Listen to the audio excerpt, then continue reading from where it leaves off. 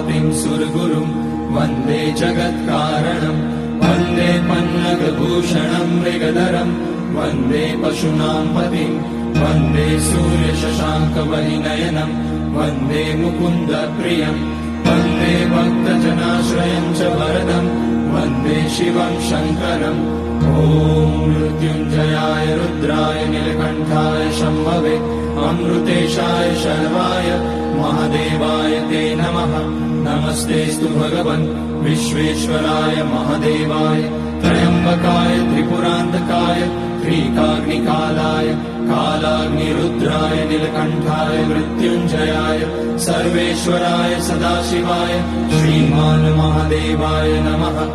ॐ नमः शम्भवाय च मयोभवाय च नमः शङ्कराय च मयस्कराय च नमः शिवाय